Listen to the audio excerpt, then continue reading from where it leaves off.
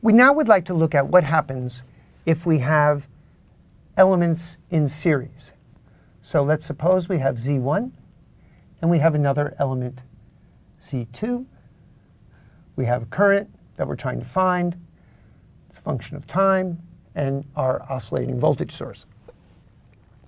Now, the key fact here is that voltage adds in series, so that our voltage source, V of t, is equal to Z1 I of t plus Z2 times I of t.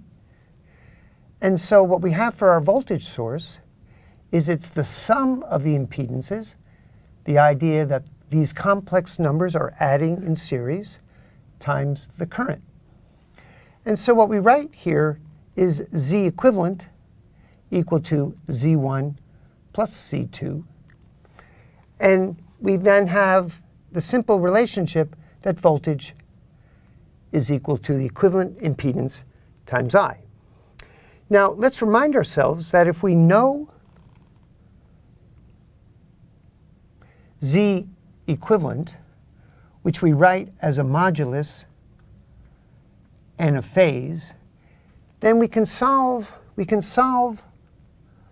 for our two key quantities, the amplitude of the current and the phase of the current. Let's just remind ourselves how we did that. So V naught e to the I omega t equals modulus equivalent impedance, the phase of the equivalent impedance, the amplitude of the current, times the phase written in this way. So now, again as before, we divide through by the time dependence, see this phase factor, and we get a real number equals another real number, the modulus of the equivalent impedance, times another real number, the phase, the modulus of the current, times the phase of the impedance and the phase of the current. Now, the only way our real number here can be real on this side is if we have the identity that e to the I delta e to the minus I phi is 1, and that's the case when delta equals phi.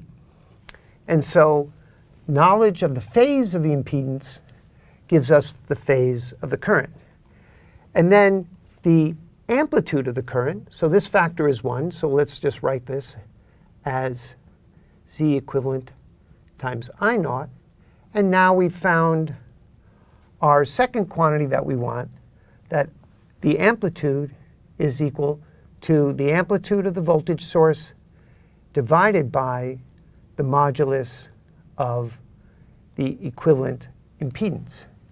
And so we've now solved a circuit element where we have any number of elements in series, because we'll just keep on adding. So the goal then is to figure out what is the equivalent impedance for any combination of elements in series.